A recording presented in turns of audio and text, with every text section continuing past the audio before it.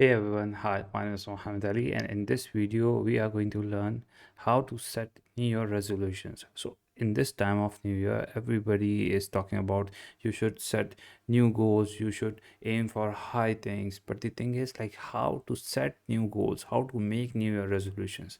So, these are some of the recommended tips and tricks that I use for personally setting my own New Year resolutions. So, I thought, why not to share it with you guys as well. So here are some of the things. First recommendation is to ask always right questions, because right questions will lead you towards the right answers. I once got this advice from my mentor: the quality of your questions will determine the quality of your life. So try to spend some time sitting alone in solitude and think, what are the questions you must ask yourself. Here I have given some of the suggestions.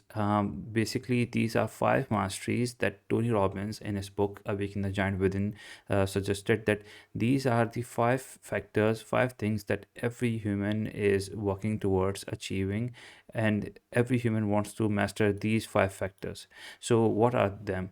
Emotional mastery, physical mastery, relational mastery, financial mastery, and time mastery. So, um, try to come up with questions related to these factors, like for example emotional mastery. So try to think, what is your definition of happiness, what is your definition of success, what changes do you need to make in this 2024, in this year, that can make you feel more happy, more joyous. So try to frame questions like these so that you can improve your emotional state.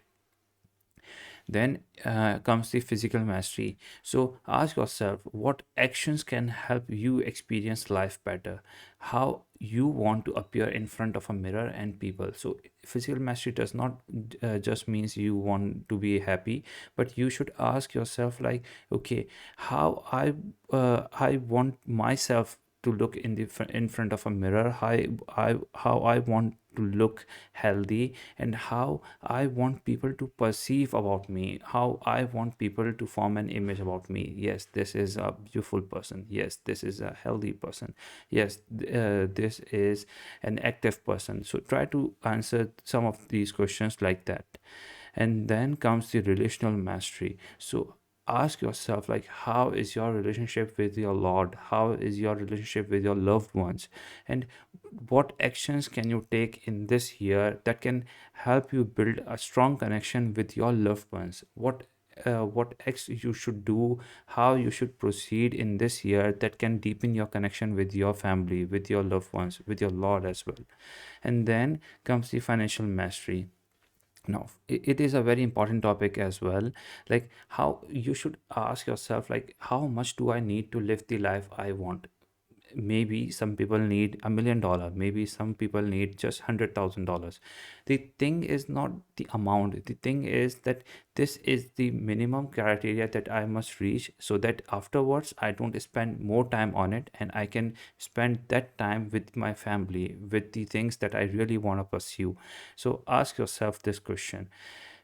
And then do remember, whatever the thing that you come up with, you should be careful about this thing, that what sacrifice I'm ready to give to achieve that level of financial freedom. For example, if someone wants to achieve $1 million, so the thing is that achieving that $1 million aim is not impossible, but for that you have to be ready to sacrifice some things. For example, you have to sacrifice your time that you can spend on things that you really care about.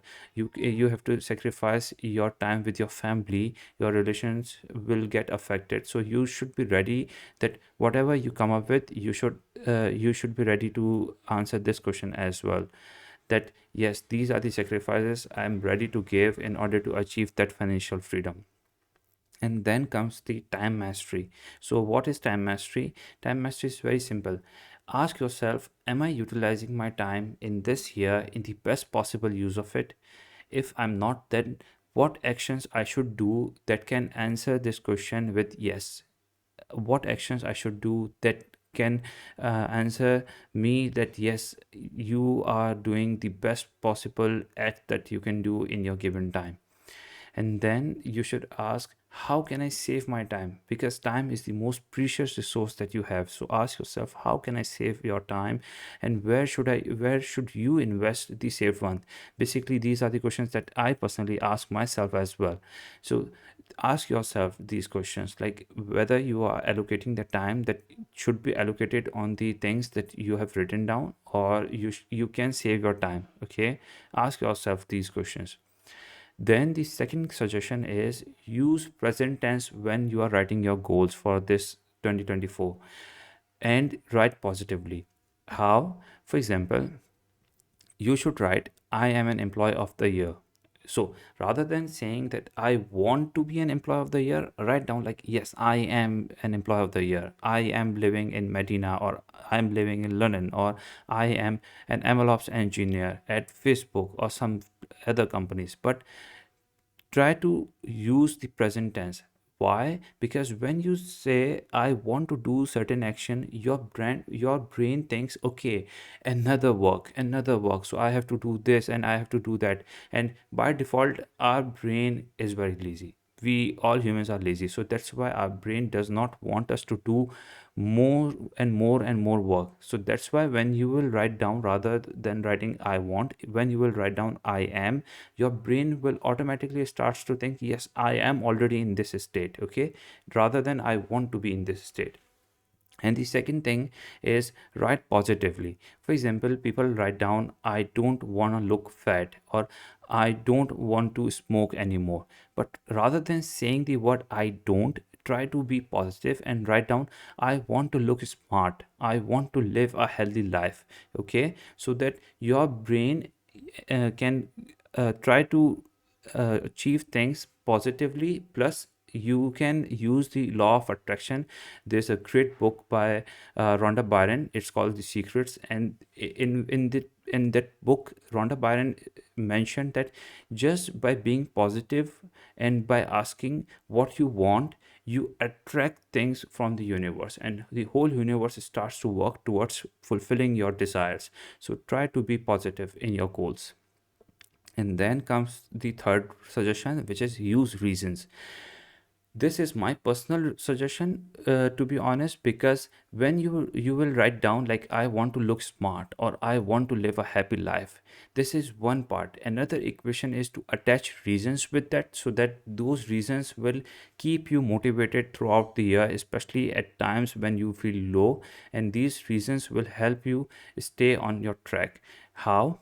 So as Jim Rohn once said, like, the stronger the why, the easier the how. So you should write, I want to look smart because it will give my confidence a boost. Okay, it will increase your confidence. Or I want to live a happy life because I want to spend time with my loved ones more. So try to attach reasons so that these reasons will keep motivating you throughout the year. And then comes the law of elimination, the fourth suggestion. So what is law of elimination? Law of elimination simply means that eliminate the things that you don't want in your life, so that you can have the things that are really important in your life that you want to pursue. Michelangelo famously said, like, statue is hidden inside the marble block, I just chisel away the superfluous material. So it means like the statue is always inside the marble. What Michelangelo used to do is to remove the redundant part, the unwanted part, and automatically the statue comes out of that marble block. So just like that, no, don't just list down the things. Try to eliminate the things that you don't want, so that you can have the things that you really want to pursue. And how you can do this? By assigning priorities. Try to assign priority. And initially you can just list out things, but then try to numerically assign them. Okay, this is the thing that is most important to me, this is the thing that is more important to me than other things, that is the thing that is more important to me, the left ones. So try to come up with these things. At least try to go for five things.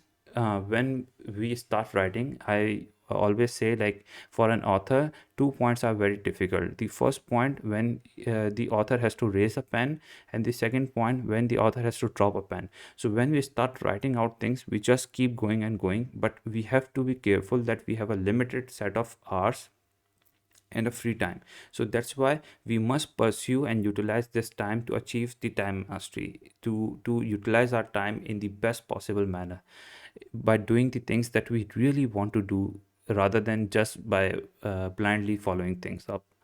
And then here comes the fifth suggestion, which is accountability standard. So what is accountability standard? It simply means that try to set a benchmark on which you can keep yourself accountable, whether you are doing the things that you really want to do, how you started with things, how you are proceeding, and whether you are on the right track or not. Monitoring will definitely help you and keep you on track to achieve your goals.